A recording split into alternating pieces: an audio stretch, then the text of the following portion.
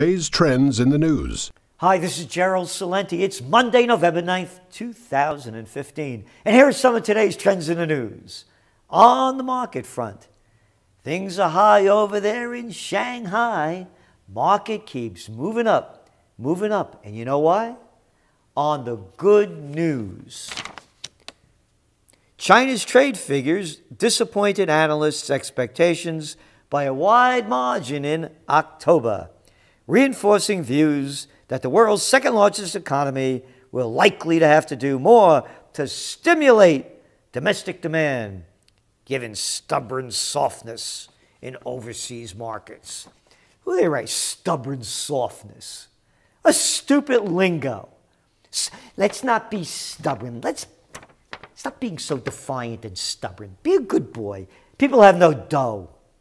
Everything's concentrated in the hands of a few. Again, go back to those numbers that came out Friday on those wonderful unemployment figures. Yeah.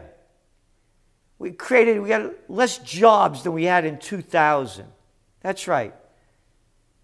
But the population increased a lot since 2000, over 15 years. Same amount of jobs. And then you look at the jobs that were created. Yeah, leisure and hospitality. Lost jobs in mining, energy, and manufacturing. But those leisure and those hospitality jobs, bellhops, people taking your car when you pull up to a hotel, waiters, waitresses, they pay about $350 a week, if that. Maybe $19,000 a year. Can't live on it. So, going back to the fraud of stubborn softness, October exports fell 6.9% from a year ago, dropping for a fourth month in a row, while imports, you ready for this? That's stuff the Chinese buy, down 18.8%, leaving the country with a record high trade surplus of $61.64 billion. And that imports, it was down the month before? 20.4%. Yeah, stubborn softness, huh? I said this years ago. When Americans and Europeans don't buy stuff, the Chinese don't make it. And when the Chinese don't make it, all of these natural resource and other countries exporting heavily to China, they don't sell as much stuff to them. Very clear. Now they're making up a new story about it. And of course, the yuan is weakened by more than 2% in 2015. And they keep going on with this. But what they don't talk about is that the yuan has increased about 23% since 2005. So a cheaper yuan is not going to help China export more. It's not going to help them, but they'll make an issue of it in the States and other prostitutes saying that China's devaluing their yuan so they could export more. But here's the story. The Chinese know what's going on. Chinese investors, jolted out of complacency by yuan's August 11th devaluation, are chasing dollar-denominated assets to guard against currency volatility, according to Western Asset Management Company, and they manage $450 billion. So what are the Chinese doing? People are showing more interest in owning U.S. and Hong Kong dollar-denominated assets. Go back to your trends journal. Top trends. China boomtown. You see what's going on? They're getting out. They're going where the dough is, and it ain't at home.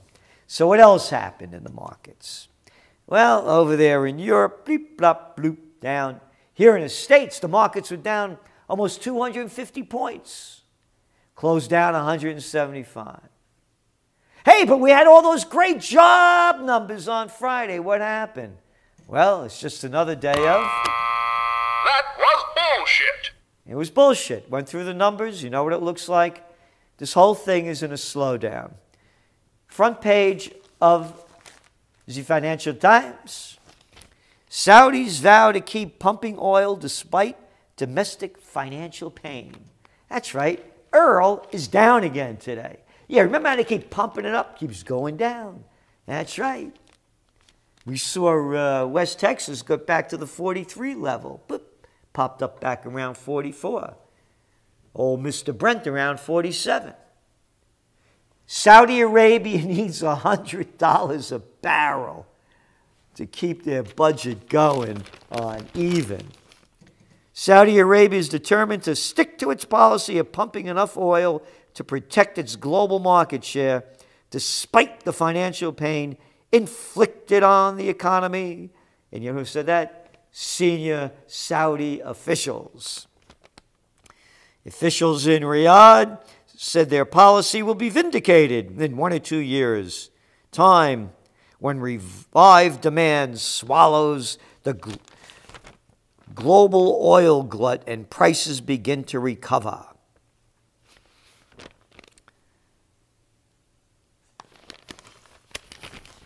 They're not going to recover, I don't think. Because we're forgetting Iran is going to be pumping out more oil. And they got a lot of it. And when the prices go up, everybody starts pumping more. For the people who can't make money, pumping it at low prices. There's other things too. Alternative energies at a time when oil prices are declining. Very important, no one's talking about it. Taking greater share of fossil fuel market. Here, front page in the New York Times. In Texas, night wind blow in free electricity. Night winds blow in free electricity. In Texas, wind farms are generating so much energy that some utilities are giving power away. Texas has more wind power than any other state, accounting for roughly 10% of the state's generation.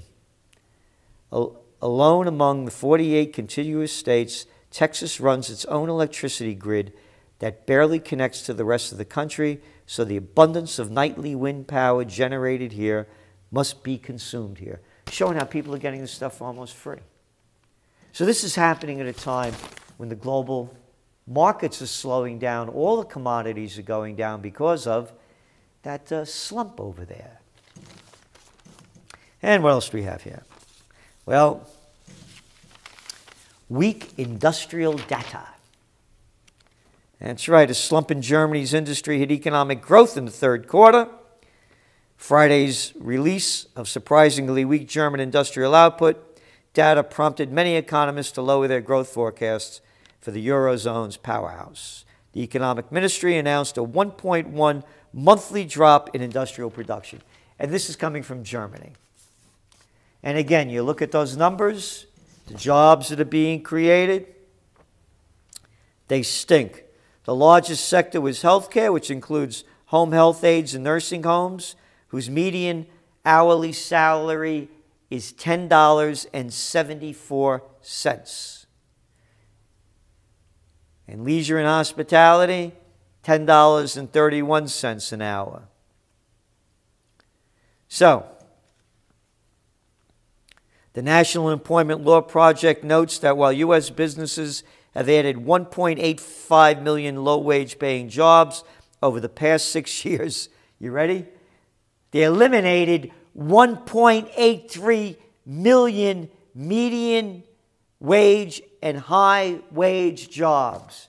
Hey, don't forget to vote for Hillary. Yeah, her old man sold us out with NAFTA. And don't forget to vote Democrat.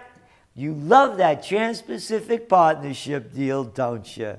Yeah, you think the jobs stink now? Don't worry about it. They'll get worse, but we got to compete against them Chinese and them Vietnamese. We got to drive American wages much lower so we could compete. That's the stupidity of it. So the other news is the presidential reality show and what a freak show it is. Donald Trump on Saturday Night Live. Carly Fiorina fighting it out on The View. One stupid piece of garbage after another. And then they got Ben Carson. You know, Ben Bullshit Carson. How about that? You know, I grew up in this neighborhood in the Bronx, man. Well, Detroit. I'm from the Bronx. I forgot. And we moved to Yonkers. We social climbed. I got in fights, knife fights. But, you know, the guy hit me in the buckle. I hit him in the buckle and it saved his life. If the buckle wasn't there. And then Trump comes out and says, well, that's not true. Buckles turn. Yeah, like Trump's been in a fight too. Making up this crap. You know, I could have got a scholarship to West Point. But it really never happened. Yeah.